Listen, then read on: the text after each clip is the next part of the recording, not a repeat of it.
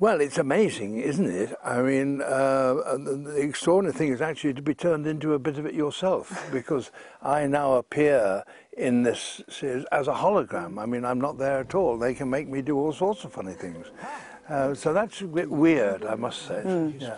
But they haven't done the tricks that I do with the objects. When you pick an object, I encourage you, as taking part in this 3D experience, to look at a thing and sometimes to enlarge it. I don't think anybody's done that to me yet. Suddenly I become a sort of a great giant. It's so beautiful. What I really liked about it was the fact that you could pick items up and enlarge them and have a look, and you talk us through it. It's a very unique position. You're telling a story and interacting with people in a different way. How have you found it's enhanced your storytelling?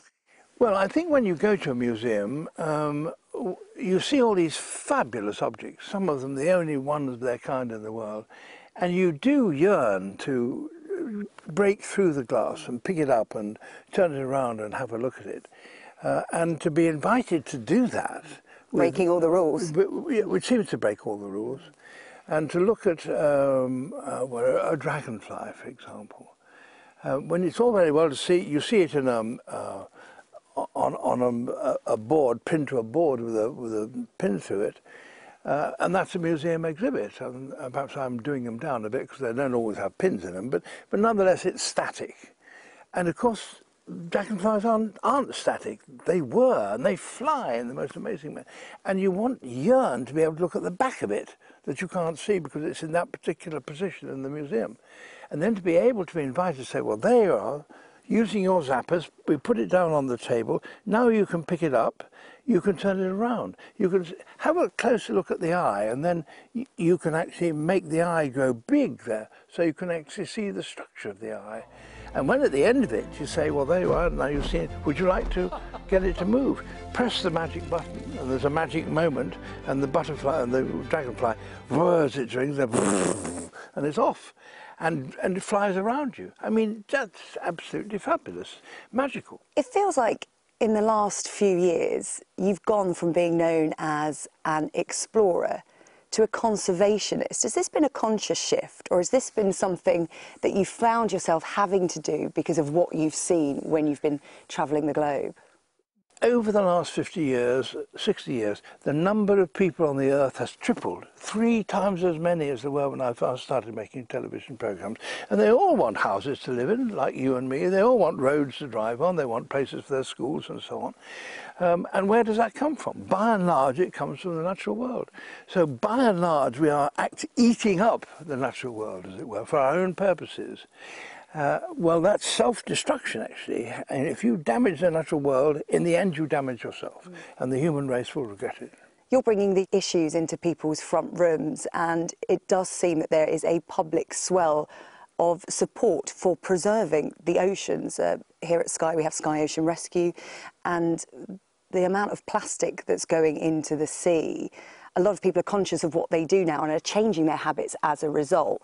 How green are you at home? Do you use a reusable coffee cup? Do you use your reusable bags? Well, I can tell you in the last... I've changed from taking bottles of water in plastic bottles and using tap water, which you put through a purifier, and then putting it into a glass bottle, which was regular. So we only use 1 bottle from that point of view. But there is so much simple things that we can do, for which there is sometimes no reason at all, it seems to me. Do you think plastic packaging should be banned? Well, in some places, I mean, it's absurd to suggest that we can do totally without plastic.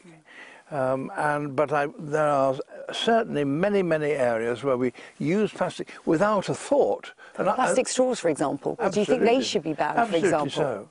Absolutely so. I remember actually as a schoolboy being told by my chemistry master, who came in and said, boys, he said, you're going to live in a new age. You're going to live in the plastic age where we can take all this stuff, and what is so wonderful about it is that it is indestructible. It doesn't wear out.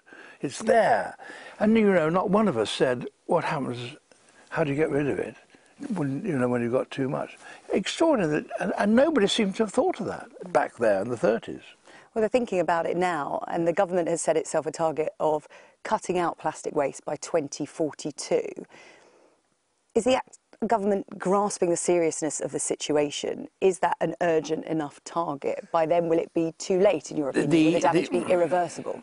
We have to go as fast as we can, and so you face, if you're the government, you're faced with do you go as fast as you would wish, or do you keep the target something which is actually reachable? I mean, the trouble is, if you say you've got to do a whole area of life and get rid of it altogether, people couldn't exist without plastic in various forms of one sort or another. So you think 2042 is realistic? I hope so.